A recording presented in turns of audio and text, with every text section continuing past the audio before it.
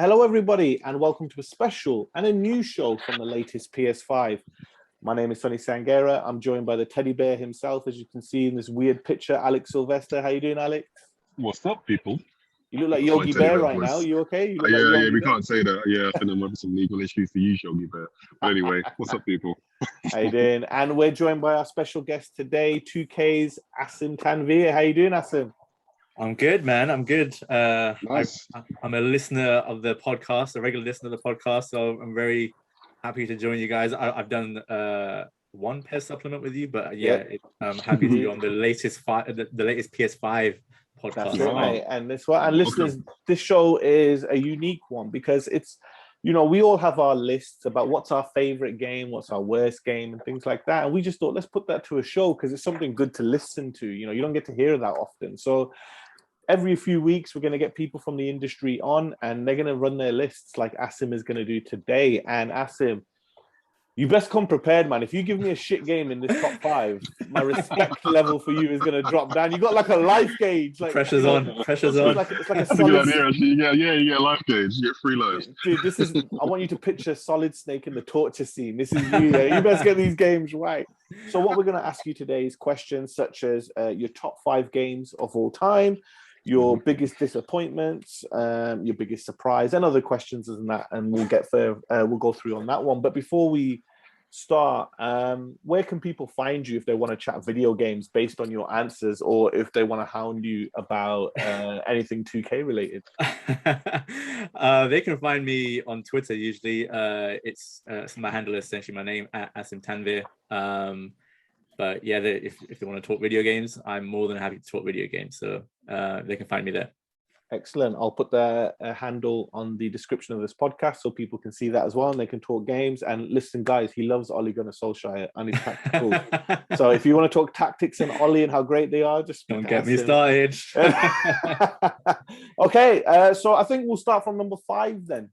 So what is your 5th? We're going to go 5, 4, 3, 2, and then 1, and in between we'll do some random questions. So what is your 5th greatest game in Asim Tanvir's list? What is number 5 in that list?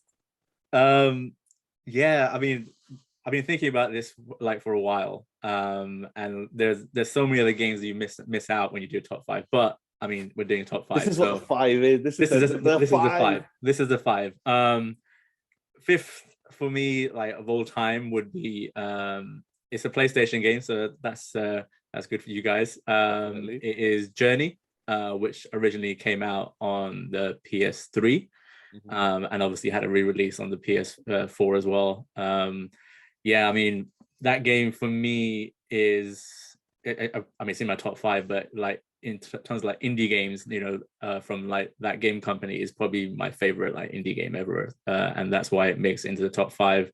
The simplicity of it, when you got a couple of buttons you're using, it essentially like you got the movement, you've got like the interact button, and the way you start off and you're kind of by yourself in like this foreign land essentially, and you kind of have to find your way through, and eventually you see other people come into the mix as well, and you're like, wait, is that AI control, is that another human? And then you kind of you go on a journey together. And you're making connections through just simple chirps, like a button press. All you're doing is chirping, but that in itself, like, you want to keep each other alive, you want to like communicate and help each other across this journey you're taking. It just struck a chord with me in terms of the game design, the simplicity of it, and the way that passed on to making a connection with the player as well, and then making connections with other players. And then on top of that, the soundtrack, the score from Austin Wintory, who won a Grammy as well. I think that's up there as my favorite one of my favorite video game soundtracks. It's just so emotive, and the title track from it is just, there's that part which I'm sure if you played it, where you're kind of going through the sand. It's almost like you're almost like skating or surfing through the sand, and the music starts off slow and then hits a massive crescendo at the end, and it's just that's when the sunlight hits and everything. Exactly. And you get that euphoric feeling. It's just like proper like goosebump moments you have throughout the game. And then at the end, like you see the, you know, if you connect with more than like one player, you'll see their PSN ID come up as well. Like you connected with this many players. It's just, yeah, it has a special place in my heart. So yeah, Journey would be my 5th place game. Excellent. Now I'll give you a funny story about this game. So Alex used to come to my house, and as we did, he'd get his ass whooped in Tekken while we're drinking. And this was at like 1, 2 in the morning. And I said, "Oh, Al, you need to play this game. Just give it a quick go, see what you think. It's called Journey." So he plays it. 5:30 in the morning, he finishes the game. You know what I mean? He didn't stop. Usually Alex falls asleep, you know what I mean? But he did not stop playing this game. You know, absolutely stunning on that sense. And yeah, I'm with you on that one. The experience was extraordinary. And I love the fact that when you found a player, you created your own language. Just like me and this guy, we would just like double jump when there was danger, so that we knew that double jump means danger, you know. Which was absolutely it was a special experience. So that was your number 5, which was Journey. What was about your number 4? Number 4, another game that first came to PlayStation. I don't think has been on any other platform than PlayStation as well. So again, good that I'm on a PlayStation podcast and I'm talking PlayStation games. Would be Metal Gear Solid 3 Snake Eater. Alex is happy. I know you guys have mentioned it in your like favorite games as well. It's just you know, some people would argue it's the best Metal Gear game, you know, in the series. And there are arguments to be made for that. Of course, there are.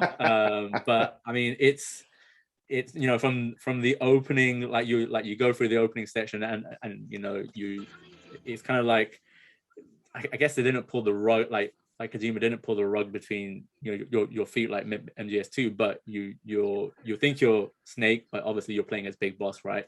That's the kind of reveal at the start, and you're going way back at the start, you know, essentially. And then you're playing that opening section, you're like, wait a minute, I haven't had any like proper intro. You're just like put straight in there, and then you play through the section, and then the credits hit. Like it really goes through like Bond movie style, like the credits hit. And that's the Snake Eater theme is, again, like it's one of my favorite from the series, and I think that sets the tone for the game coming after that part. And then you have the story is probably my favorite of the Metal Gears in terms of like having you, because like Big Boss is set up as the bad guy, you know, the first Metal Gear Solid, like, you know, and then you get to see exactly why he took this journey from, you know, from where he was to like to where he is in the present.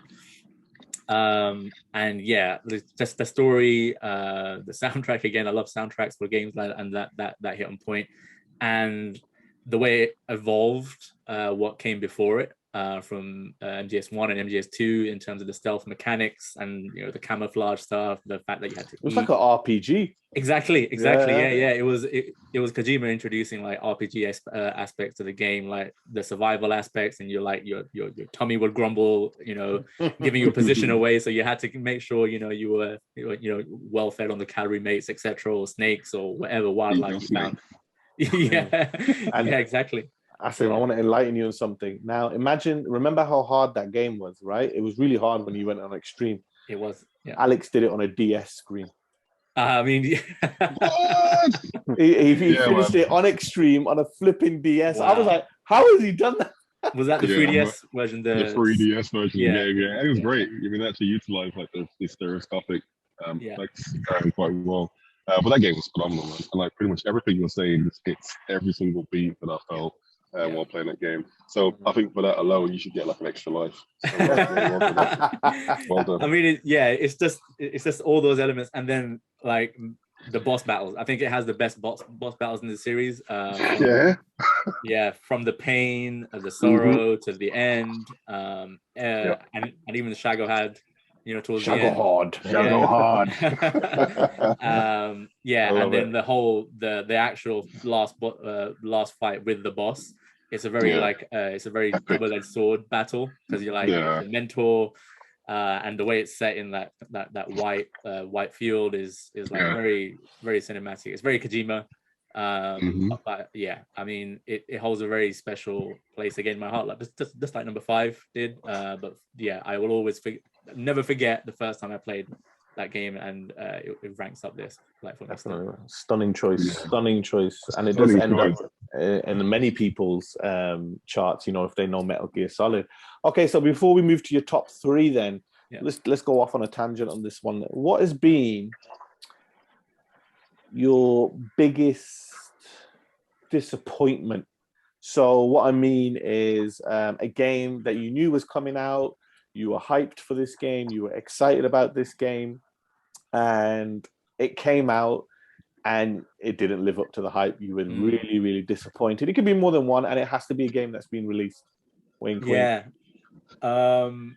Interesting. So I remember, it's a very interesting question, because like the first game that comes to my mind is probably one that you're both might be disappointed for, both of you as well. Haze. Oh fucking hell! Let's not talk about. Oh my god, I had that like etched out of brain. Because the hype for that, like before it launched, was immense. It's like was, you know, they had like some gameplay footage. They had they probably released some screenshots. On E3 stage next to Metal Gear Solid 4: Guns of the Patriots. I remember, prestige. I remember that, and like it was, you know, supposed to be like the FPS, you know, on the PS3. It was supposed to battle like Halo, you know, at the time. And then it came out, it was just a massive disappointment. The gunplay was okay. It was just everything else around it. The visuals were okay. The first level was completed. The rest of it wasn't. The first level was fine. Yeah, it looked like a PS1 game after that. It just didn't have any like depth to like the game. It was just like you were kind of just going through like I guess like shooting rooms or shooting boxes essentially, and the AI was horrible. It was just a horrible experience, and like from something that was hyped up so much. And I remember like before it came out, reading like in magazines at the time, before the internet was, you know, at large, like magazines. I remember reading like PlayStation magazines, official magazines, like reading all the previews, and previews sounded great. I was like, okay, this is going to be the one like to battle Halo on the PlayStation. No, it was not. It was not. It was very story. Terrible AI.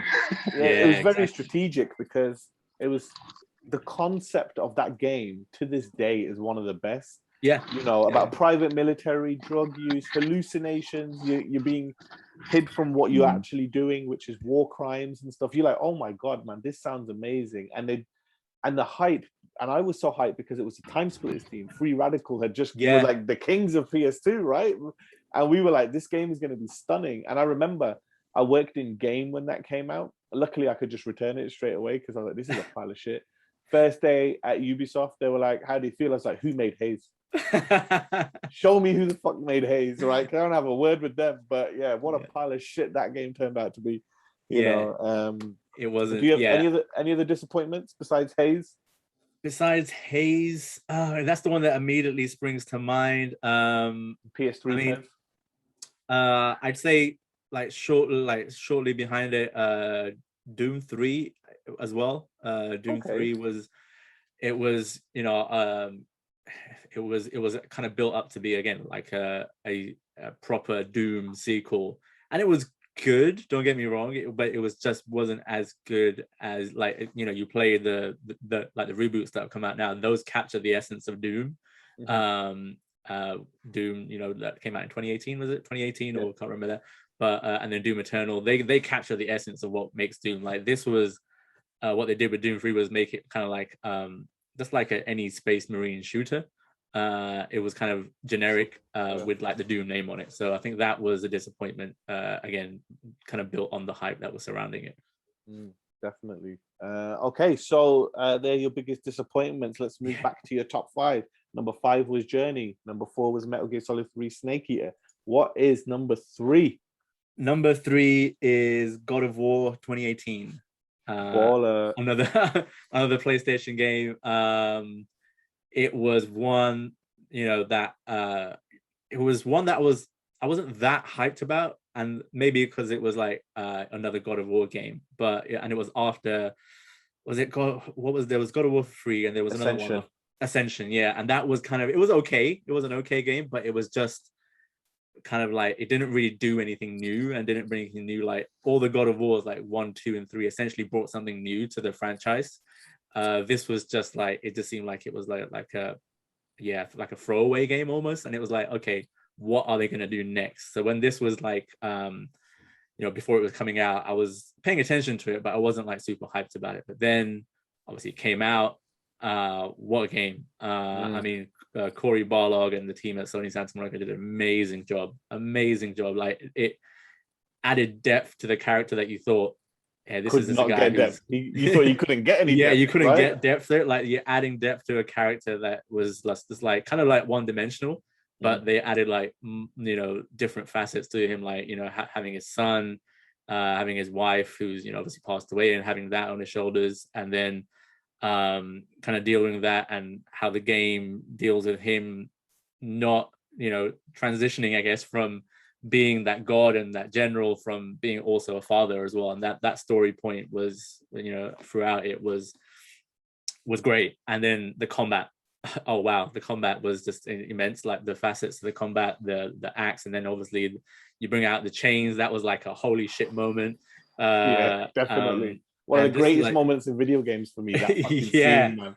Incredible moment. And it's like just the exploration part as well. Like, I don't actively go out and platinum games unless I really, really enjoy them. And I just wanted to like spend more, even after I got the platinum, I wanted to spend more time in the world just to explore and like you learn more lore about kind of what's going on here. And then even the side characters like Freya as well, like they made like you when you initially meet her, you think like she's just a side character, but she has obviously a big part to play in the game, and obviously in the future of the series as well. And then the boss fights, the one with the big dragon, I will never forget that. I was like, holy shit, what is happening here on the screen? Just amazing. And like every part with the serpent as well was so well done. It's just there's very few games that I can like say like that are perfect, but that comes as close to perfect. Like, you can't fault it, but technically you can't fault it. Like, gameplay wise, you can't fault it. Like, story wise, even like soundtrack wise, the score was amazing as well. I have one fault. Go on. It ended. We're getting a sequel soon. Well, so there you go. I know you'll be happy to know, because obviously they had the showcase last week. Yeah. Unveiling that Corey Barlog isn't the director, he's creative director at Santa Monica. He's working on a different project. So a lot of wording came out, and it's come out obviously that this God of War will continue that one continuous shot, which was what made God of War so great, right? That was fantastic. And this time it's with an SSD behind it, so no silly hidden loading times behind animations and stuff like that. But all I can say is, can you just imagine what that Leviathan axe is going to feel like on the DualSense controller? When it comes back to you and you catch it, wow, it's going to be amazing. Feedback's going to be great. Yeah, no, it's just a fantastic game. It's just very, like I said, very hard to make a fault with it. And I was left blown away. It was just in terms of like combining like gameplay with a story with technical aspects as well. Superb. It was the first game that wasn't called Metal Gear, where I was conflicted on, do I just sit down and continuously play it, or do I try and spread it out without and obviously The Last of Us 2 joins that as well. But those were the three. But God of War, I didn't know whether I wanted to finish it straight away or just take my time and enjoy it. I took my time in the end. And what a game. What a game. Okay, number 2, the runner-up, the one that just missed out on top. Missed out. This has been my number 1 for a while, so it's very hard, that it pushed off. The original Metal Gear Solid. Unforgettable experience, and like it's not only obviously was the game amazing, and it was the first game that to me as a player at that time showed me that games can be cinematic. Even at that time on the PlayStation, we probably thought this looked amazing, but looking back now, it's just polygons and pixels everywhere, really. But it does look a bit terrible now. Exactly. Then again, Twin Snakes wasn't too bad. Twin Snakes was a nice update. It was a good update. It was a good update. But like the original will still, like I said, it will hold a special place for me, because it just showed me like games can be something more, and they could add that cinematic aspect. And while if you could probably go back to it now, it's probably not as good to play because it's a bit clunky. Obviously, PS1 days. But it's the way the story kind of flowed, and the twist with like with Miller being liquid, although we kind of all figured that out, to be honest. Let's be honest about that. And the fact that you had to... I didn't. I was like, what you were in shock. And the fact, you know, the iconic moments, obviously, like, you know, reading the back of the box to figure out Meryl's codec and stuff like that. Because I racked my head for like so much. I was like, where is a codec? I went through I called every frequency number until I found it, and that's what I did. Wow. Yeah. And then it was only when I went to like school and like we were talking about it, and my friend was like, "Look at the back of the box." I was like, "What? What do you mean?" And I remember like looking, I was like, "Oh my days, it's right there in front of me." The back of the box. And obviously, Psycho Mantis is like the boss battle, right? It's these both. Yeah. Like the one that gets talked about to this day. Reading your memory card, reading that you played Castlevania or Frogger or whatever you had on your memory card. Still incredible to this day. I don't think that's been surpassed in terms of like outside the box game design and thinking, in terms of like you know, showing the player that that the video game medium can be more than just, you know, shooting pixels or you know FPS stuff. It was superb, and it's probably the reason why I got into gaming as I am now. I was like, after playing it, I was like, I want to work in the industry. I want to be behind like stuff like this. So that's why you know, aside from the amazing game that is, it just, it's the one that probably pushed me to go into the industry. Amazing, dude. Yeah, I'm pretty sure it's on mine and Alex's list. You know, Metal Gear 1, Metal Gear 3, what a fucking game. I remember. Did you get the demo on the I got the demo. PlayStation magazine? Of course. Yeah. I just kept playing that demo over and over. And then, like you said, there was no internet. So when the demo finished, you're like, shit, when's the game out? When is the game out? You know, and what a game. Like, I pray every day. You know, like I remember playing Guns of the Patriots, and you go back to Shadow Moses. Oh yeah. What an incredible moment. I think I spent like 3 hours in that one section because I just kept looking at every nook and cranny. I was like, I remember this. I remember that fucking camera's broken. Oh my god!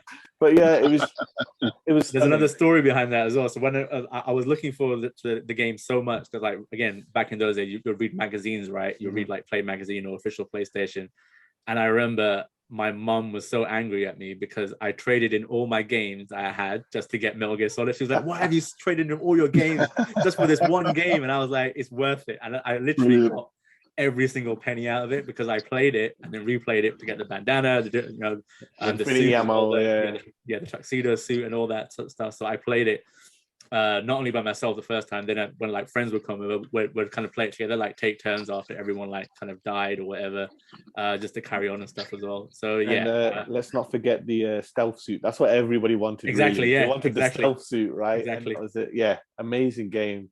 And you probably traded in at an electronics boutique back in those days. I did. Yeah, that's it. Electronics boutique. I did mine as well. I traded in, but I remember just my brother, me, my cousin. Again, it's one of those games that has memories to it, and it's weird because for me, I prefer Metal Gear Solid 2's bosses as my favorite game for bosses. You know, like it was just so different. But Metal Gear Solid 1, you know, that sniper wolf fight, and when we fight, But of all the Metal Gear games, the best fight scene for me is when you fight Cyborg in the office. Like, you're just tearing up this office. And I look back at it and think, how the fuck did they get that running on a PS1? You know what I mean? It was ahead of its time. And I mean, Kojima's obviously done wonders with the series afterwards. But that's why it's second place for me. Excellent. Well, I've got a few other questions, but I don't want to ask them because I feel number one might be in them if it's number one for a reason. So I'll come back to some of those questions. So what was your biggest surprise? We spoke about disappointment, which you said was Haze. So what was your biggest surprise? And for example, I mean, a game that you weren't expecting anything from, or you just had time to kill and you were like, you know what, I'll just try this game, or you bought it in a sale and you were like, wow, what an experience. That was great. So what was your most surprising game? Surprising game. That's a good question. Most surprising game. This was, again, it was a PS2 game. And it was one for me at that time and that age where I wasn't really into those type of games. So Shadow of the Colossus is what I want to say.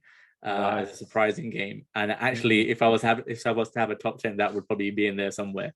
But it surprised me in the sense that at that time I didn't play Ico or Eco, however you want to pronounce it. So I was like, yeah, it's not my type of game. I don't want to play it. And I didn't read anything about it. I just I remember, again, it was just kind of like speaking through friends. They were like, "Oh, you should try this game." They were trying to sell it to me. They were like, "It's basically like just like lots of boss battles." And I was like, "Oh, that doesn't sound great. There's nothing to do in between." And then I was like, "Okay, I'll pick it up." So I picked it up. I actually didn't pick it up on release. I bought the special cardboard copy I found, hand version. I think it was at Game Station at the time. And I bought it and I played it and I was like, wow, how wrong was I? This game is incredible. Like, again, it was on the PS2, it was probably like, it was pushing the PS2 to its limits. That's why they did a remake, like to get a new audience. But yeah, at the time, the frame rate was dodgy as hell. It was probably like down to like 10, 15 or 20 frames at times. But it was just the experience from boss battle to boss battle, and how each boss battle was essentially a level in itself. You had to figure it out how to not only kill it, but how to climb on it and get to the weak point, obviously, as well.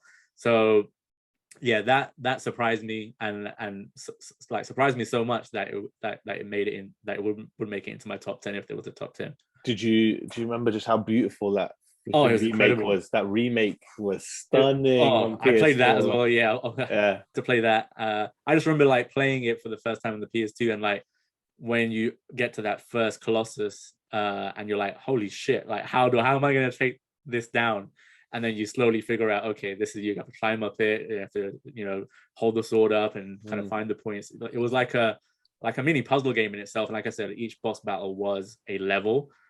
So like the friends who tried to sell it to me as like, oh, this boss battles were kind of underselling it, I thought. So when I talk about it to people now and like get them to play it, I actually talk them through it properly, like trying to sell them the game. But yeah, that surprised me in the sense, like I said, I wasn't looking forward to it or in any sense, and I wasn't looking to actually pick it up, but did pick it up, and it was incredible. I'm going to blow your mind and stab you in the heart at the same time, because so internally, when R&D created the DualSense controller, to show off the triggers, they used Shadow of the Colossus. And as your grip went down, the resistance lifted. So you were trying to hold a button. That would be amazing. Pad was pushing back up because you're losing your grip, and then eventually it would click out, and you were like, "Oh, can you imagine that?" Like that would be amazing. It would be stunning. They should just release an upgrade, like an update for it for PS5, just to exactly, feel that. Yeah, that'd be good. Exactly. Yeah. Okay. So before we get into number one, 2 questions. So your favorite controller and your favorite console of all time. So obviously not like, that because it had the power or anything.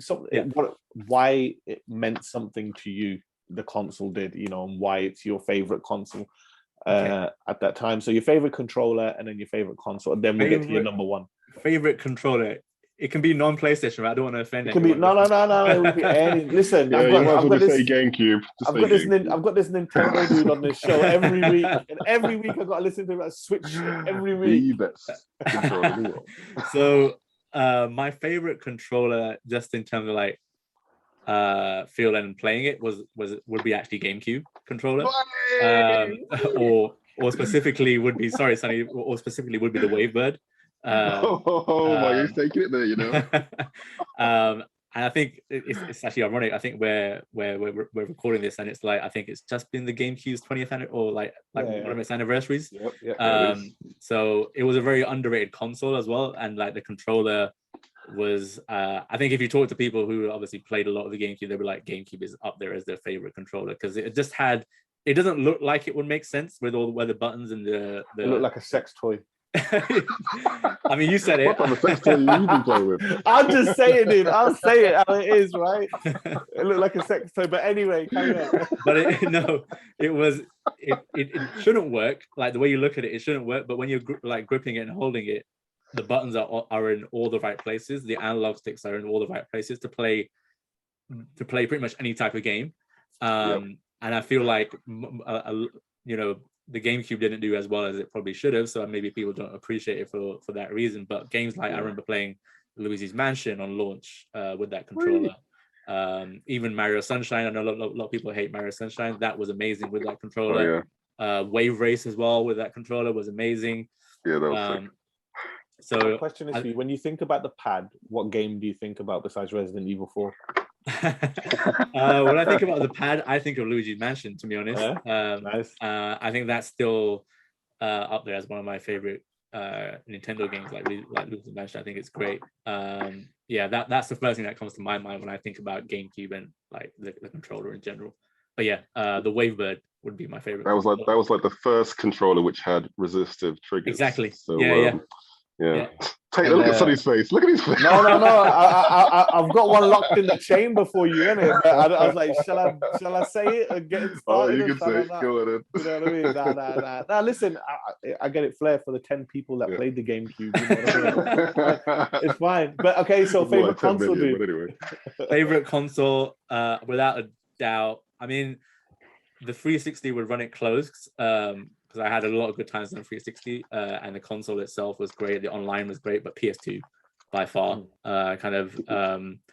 would be the favorite console. Just not only for its power and the games, just how it changed gaming for myself and a lot of people. I feel, and a lot of like my favorite games were on the PS2, and lots of playing PES, obviously, on the PS2, so that probably brings a smile to Sonny's face. Lots of playing PES on there, like Metal Gear 2, 3, Shadow Colossus, like games like that. It was just I think the sales figures obviously speak for themselves, and its lifespan speaks for itself as well. How many iterations of the console there were, and how many amazing games there were on there. It didn't start well with their launch. There were some good games on there like Time Splitters and stuff like that, SX. But the way FIFA 2001. once it got into its stride, it was like it was a console where there was great first party games and also great third party games as well. And there was a mix of like everything, like action games, sports games, everything on there that you could want. I think Sony has to, a big thank you was when they had no games. They were lucky to have a Metal Gear Solid 2 E3 bridge trailer, which got everybody like, I'll keep it, I'll wait, because it didn't really explode until GTA 3 came out. Yeah, that's true. Very true. Once GTA 3 came out, everyone, and then Metal Gear Solid 2 followed. Yeah, PES was in its stride, and it was going like crazy. But yeah, PS2 is definitely up there, man. Okay. All right, we've had number 5, Journey. Yes. Number 4 was Metal Gear Solid 3 Snake Eater. Number 3, I've already forgotten. God of War 2018. Yeah. Number 2, the original Metal Gear Solid on PlayStation 1. If you fucking say Luigi's Mansion now, I swear to God, I swear, man. Yeah, he will kiss your feet. I will. Drum roll, please. Brrr, what is your number 1? Number 1, without a doubt, Luigi's Mansion. No, is The Last of Us Part 2. Nice. Nice.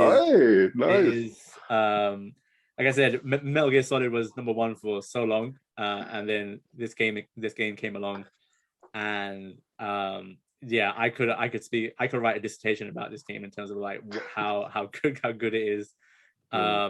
Story. I still to this day, and I think I mentioned this to Sonny, is like I still to this day still watch the, like, no spoilers for anyone, but I still go on YouTube when I'm just like got time in my hands and like watch the ending. And watch people's reaction to the ending, like people playing it and like reacting to it. They're the best, man. They're the best. It just hits all the feels in all the places. And not only the story, I think obviously like The Last of Us, the first one, is an amazing game as well, but how you evolve that and improve that is a tough challenge for any studio, but Naughty Dog took it upon themselves, improved every single aspect. Like gameplay alone is just phenomenal. It's just like it's almost like I want them to make a Metal Gear Solid game, because the stealth is so good. The stealth part of the game is so good, and then when you do get into like the kind of the shootouts or the actiony bit, it's just it's an engrossing, exhilarating experience, and it's intense. Like definitely, it's just so good. I like there's like I think that's the best word, intense. That's the best word to use for it. I was going to say that. Definitely. It hits all the right places in terms of like story, gameplay. Like I know it got a lot of hate when it came out for kind of broaching on certain topics, but I don't think that's necessarily a bad thing. I think, and the way it handles these topics that it hits upon, it handles them with such class and like such integrity. Like everything they do in terms of the story, they earn it because of what they have before it. So it's not just like a throwaway thing. It's earned through what they do previously in the story and throughout the game as well. So yeah, it will take something special to knock this off top spot. For me, it's just I feel like Ragnarok, mate. Ragnarok. I mean, maybe it will. Maybe it will. Maybe it will. Maybe it will. I mean, I feel like people still like, obviously not in our circles, like people probably still think like gaming is a thing for kids or like it's just like a hobby or a pastime, but like games like these like show that the medium can, you know, like I mentioned, like Metal Gear Solid show the medium can be something else. It can be cinematic. Last of Us 2 Part 2 takes it from another level. It shows that it can have storytelling that rivals like movies and TV shows, and that has that gameplay like to back it up as well. And I know Alex hasn't played it, so I'm not gonna. Is that Ellie behind you? Yeah, Ellie behind me. I can see it. I was just looking as you were talking. I was like, "What the fuck is that?" It was almost like a hint in the background, you know. And I see a Dark Knight poster above it. You see Dark Knight. You Frame, see nice, excellent. But yeah, what a game! You can just use everything under the sun. Everything you said, you know what I mean. But I think intense is a good one. There's no, whether it be the narrative or the gameplay, it's always intense, you know. And yeah, what a stunning game! And I can't wait. Even in its, again, no spoilers. Like Sonny, you'll probably know what I'm talking about. Even in its quieter moments, like of gameplay, one particular section, it just hits everything still. And it hits in a way that most other games probably dream of doing, I guess. And actually in some parts it is better in its quieter moments where you just get to stand back and like take it all in and like just see the characters grow and listen, one of the best moments that you're talking about you can miss really easy if you don't have the key, you know what I mean, like to get in the shop. But like absolutely. And you mentioned it about Naughty Dog, the pressure they must have been under, because it came off. Obviously, Uncharted 2 was getting 10 out of 10s. Uncharted 3 got 10 out of 10s. The Last of Us got 10 out of 10s. Uncharted 4 got 10 out of 10. So you're just thinking like, okay, you are the IT studio. You are the studio. The pressure is on you to perform. You says you were never going to do it. You're doing the sequel. We don't want the sequel.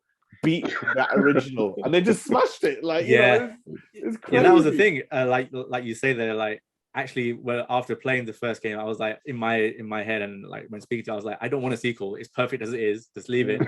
But then they did a sequel, and it's like, okay, what they're gonna do, and they just absolutely knocked it out of the park. The way, again, Alex hasn't played it. Alex, you should play it definitely. No. Finished it. He finished it. Finished it. Okay, so we can talk about it. Okay. We can go in. Yeah. To give you an idea, Asim, so Alex was like, I didn't like the ending to the original Last of Us. Okay. I was like, the fuck are you on about? He's like, I didn't like it. I was like, you got to play 2. And I guarantee you, and I promise you play 2 and you will appreciate 1's ending so much more. And he did it, and he was like, I can't believe how good they did that. You know what I mean? Like, so fucking and I was good. fortunate as well because I played it on the PS5, like both versions, so I didn't have to wait for no loading or anything. So obviously I missed the whole hype, you know. But obviously in that privileged point of view, you know what I mean, it just goes straight into it. So, but yeah, the first part of it, I was just thinking, as soon as it ended, I was thinking, come on, they can't just wrap it up just like that. I was like, come on, that's terrible storytelling. But then part 2, and it's the way it picks up and the way that they deal with certain issues. I was like, oh my god, the writers of this game are phenomenal. you know, and it's no wonder that they're going to be translated into a TV show. Yeah, I think it's going to be. I can't wait for the TV show. Brilliant. And like, I can't wait. Yeah, and to touch upon like I've got friends who are like casual gamers, and like one friend recently got in touch with me. Like he recently played it, and he just messaged me after he finished it. He was like, "Dude, what a game!" He's like, I'm still thinking about it." And like this is a casual gamer who has a PS4 Pro or a PS5, I think he's got now, and he just played it, and like he only plays like one game a year maybe. He played it, and he was like, "Bro, I'm still thinking about it. I'm still thinking about it." Like even a week later, he's like, "I'm still thinking about it." It just leaves a mark on you. Like even a year or so after playing it, I'm still thinking about it. So it's incredible. Just incredible. I'm playing through it again. You know, and that's how good the game is. I'm playing through it again. You know, and it's even better the second time. You know, because you can just see how they were tying up the story. You know, from the end of it. But I need to play it again. Although I did, I guess again, I mentioned like the only platinum games that I really enjoyed. I did platinum this as well, so I did kind of play through it again, like just to get the platinum and just like eke out every bit of story that I could. See every corner of every area as well, and just like taking the lore. I mean, it'll be interesting to see where they go with the game, like the series now, if they do. Could they take it anywhere else? I mean, well, he said there is a rough script written, but they're not ready to make it yet, are they? So I want them to do something different and then come back to it, because I think that there was that good break between that and Uncharted, obviously before that, but. We know that obviously the Last of Us TV show, we know that we've got Factions coming, which is the multiplayer mode, which was exceptional in the first game. We've also got the rumored remake in production. So it'll be really, really interesting to see where they go. So now we know that your number one is The Last of Us Part 2. What is... the only reason I didn't want to ask these two questions is because it might have been your number one. So what game means the most to you? Ooh. So like it has like Journey gave you that experience. Last of Us is the top of your list. Metal Gear gave you that first thingy. Pez is Pez. You know what I mean? It's like, there's got to be something like what game means the most. I mean, let's take Pez out because Pez will be the answer because of the people you've met. I mean, I was gonna say Pez because of the relationships I made through Pez and like what it's afforded. That's the easy answer. So let's get that one out there. Just like Konami, throw it out. Peasant one, right? Come on. Game that means the most to me. I guess we kind of touched upon it. Would be maybe the first. It's probably hard to pick between Metal Gear Solid because it inspired me so much, and like I was like, I want to work in the industry. I want to do something in the industry. Like it inspired me to get there. So that would be from that side, and then. In terms of other game that would be like Journey. I think that because I played it at a time, not to get too emotional or too deep, but I played it at a time in my life where I was like, I was going through a tough period, and it was like, and that game like was kind of like a warm hug for me almost. So that means a lot to me in that sense. So those are the two that I'd probably pick. Okay, and the most visually stunning game that you've played? That's interesting. Visuals. Visually stunning game. Wow. Are we talking? Well, just at it could have been at that time. Not like because now, if you were to say now, it'd be PS5 games. Exactly. That was my question. At that time, it you were just like jaw drop. Most breathtaking. Yeah. I'm trying to think where that would come. I think. This is interesting. So there's several games that would fall into this category that was like fire up. Holy crap! I'm playing this. I think the most visually stunning game and probably bring a smile to Sunny's face would be Fight Night Round 3 on the Xbox 360. Because that showed like there was stuff released before that generation of consoles, PS3, 360, and it was like, okay, it's kind of seems like it's a iteration upon like what the consoles came before, but that was the first game that absolutely like jaw-dropping when I played it on the 360. I was like, wow, this is what this move to like these consoles means. You're gonna get fidelity like this and it helped. It was a great game as well. So I think at that time that just took my breath away in terms of like, okay, so now we're in business on these generations of console. This is what the standard is. But I guess in the more immediate, like I guess in the present, the one games that have wowed me would be Horizon Zero Dawn. When I played it for the first time, was one that would be up there. Just like the sheer scale of like the creatures and the world itself. Zelda. Yeah, Breath of the Wild. Breath of the Wild. Listen. Initial reaction is everything, and Asim laughed at Zelda Breath of the Wild, right? You know what I mean? Nobody knows this. Like, it was laugh of joy. That was just like, yes, I remember it well. I appreciate the Zelda games. Oh my god, do you say appreciate? But they're not for me. I think they're a bit overrated, if I was to be honest. That might be what? Yes! That's what I'm you know what I'm gonna do? Excellent. I'm sorry, Alex. I'm sorry. Just smack the shit out of you. Anyway, all right. Everyone has the game. No, you know what? If you haven't played the game, it's kind of like, Shadow of the Colossus. You know what I mean? It's kind of hard to judge it until you played it. So, yeah, I'll forgive you on that one. 720p. Yeah, you need to play Asim in 720p. All right. Okay. It is the really best way to play any game on your mobile. I'm going to trick you out here. I didn't send you this one. Your best, just one sports game. Best sports game. Interesting. It would, I mean, given my history, it's going to be a PES. It's going to be a PES. You can hear the audience just yelling, obviously it's PES. They probably are. They're like, no, they're thinking, some people are looking really close. Is he going to say NBA 2K? Is he going to? I mean, don't get me wrong. I love the NBA 2K series, but like my history, like sports games, PES 5 is my favorite PES, and probably, the sports game I played a lot of, like spent like the PES series in general. I played a lot of time playing it, but PES 5 in terms of like the gameplay balance, the Master League, and it also, I think at that time, brought in some online elements as well. Yeah, that would be up there as my best sports game. Right. So before you go, I couldn't tell you about this one because then you can be able to prep about it. So we're going to do some word association. Oh, no. All right. I thought if I tell him, he's going to... everybody. Thing is, listeners should know, me and Asim go way back. We know each other really, really well. We're a part of the Ole Gunnar Solskjaer fan club. And I'm joking on that one. But yeah, so if I said to Asim, I'm going to do word association, he would know. He would gauge probably what like a few of them are. Like we went out for a shisha a few weeks back and we guessed each other's like top 5. Like we got most of the games that were in them, right? No, I guess most that were in your top 10, not the top 5. But yeah, close enough. So I'm only gonna do 5, but you gotta answer fast. You cannot first word, one word, right? One word. Straight. Okay. So you ready? Go for it. Okay. Rocksteady.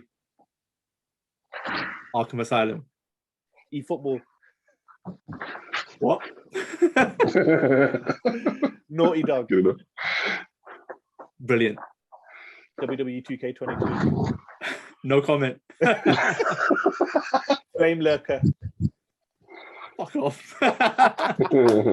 Now, for listeners are thinking, what? Yeah, the 2K22 was smart. Flame Lurker was the boss that killed Demon Souls for us. I stopped playing it. It was too much. Was that the game? Oh my god, was that the boss? It's one of them. He's like the fourth one. No, I think he's the flanks, Tower Knight, the Spider, and then it's Flame Lurker. Yeah. So he's the fourth one. He's a bastard. He's an absolute bastard. No, I was like, nope, it's not worth it. I don't want to get annoyed. and there's me about to break pads and shit, like, the fucking game. But Asim, it's been great. We really appreciate you coming on, and you're the inaugural episode of this. We wanted to get you on, find out what your top games were and what games mean to you and what games specifically, and have a laugh at Zelda's expense as well. So that was just like a bonus. I'm sorry, Zelda fans. I'm sorry. Y'all just hating because you haven't played the game. It's okay. It shows. It's really cool because obviously, if you listen to previous episodes, listeners will know that we want Xbox to succeed because we feel like we'll get a better PlayStation. Alex talks about Nintendo a lot.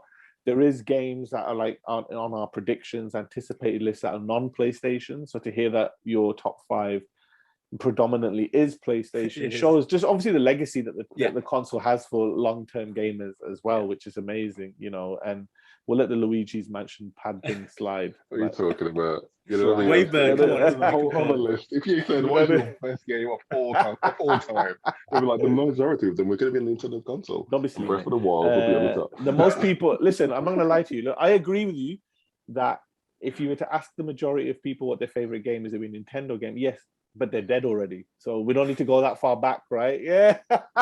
Again, just hate it. You know, when you play Breath of the Wild and I see a tear come from your eye, I'll be like, yeah, I told you. Listen, you're talking to a Mega Drive boy. I don't give a shit about anything else. But those free action buttons. But anyway, but Asim, we really, really appreciate it. And again, people can find you at Asim Tanvir. The link is obviously in the description. People can chat to you about games, chat to you about Tiny Tina, Tiny, whatever. As I couldn't pronounce it, I was thinking about you just getting so angry as you're listening to me trying to pronounce this game. Tiny Tina's Wonderland. Tiny Tina's Wonderland, you know, which looks stunning, by the way. Alex got proper hype because he's a Borderlands fan as well. So nice.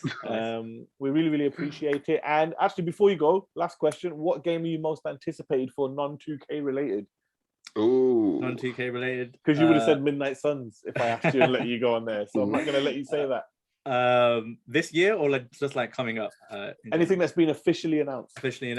I am very much looking forward to Insomniac's take on Wolverine and seeing what they do with it. I'm hoping it's, from the short snippet of that teaser, it seems like they will get the character and it won't be like kind of, I guess, dumbed down. It needs to be a mature game. Yeah. I'll be interested to see how they do the regenerative health, you know, and things like that. It'll be really interesting. But did you notice the comic on the wall? Yeah, on the number plate it's got Hulk. I think 1. Oh, is it number plate? Yeah. Nice. It hints at Hulk being in the game, or maybe that just is like a Easter egg or something like that. But if Hulk's in the game, that'll be even better. That'd be great. Sick. Yeah. Alex, what's your most anticipated? Spider-Man 2. Nice. That's gonna be great. If they put co-op in that's gonna be amazing. Yeah. Well, I was saying to Alex, I was like, I want my single player experience, but I would love co-op modes where you can race people and do battles together and so keep that separate. That'd be awesome. But it'll be really, really interesting. What's yours, Sonny? No one's asked you. I know you're gonna laugh at me. It's e-football, bro. It's e-football, isn't it? Oh my god, really? Apart from e-football. Nah, you know, it's God of War Ragnarok. You know, God of War means a lot to me.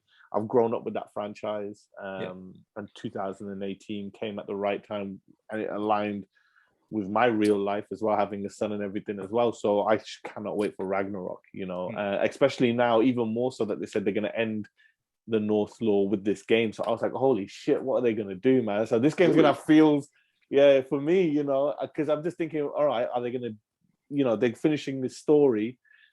The patterns on the wall show what happens to Kratos in that story. So are they going to do that? You know, so it'll be really, really interesting to see. I just want to kick the shit out of Fat Thor, so I can't wait. You know, it'll be really, really good. That Thor is amazing, by the way. I don't care what anyone says. It looks like a proper barbarian, so it's going to be great. But Asim, thank you very much. And again, listeners, we'll have a lot more of these each and every week alongside the latest PS5 episodes, the latest PSX as well. So we really, really appreciate your support. Thank you very much for listening. Asim, you have the final word this week. No pressure. I have the final word. All I'll say is everyone should be subscribing or listening to this podcast. This is the best PlayStation podcast. Yes. Woo! You want to say, he really wants to say United. But yeah, that's all right. You Ronaldo, mate. There you go. Good night, everybody. Good night.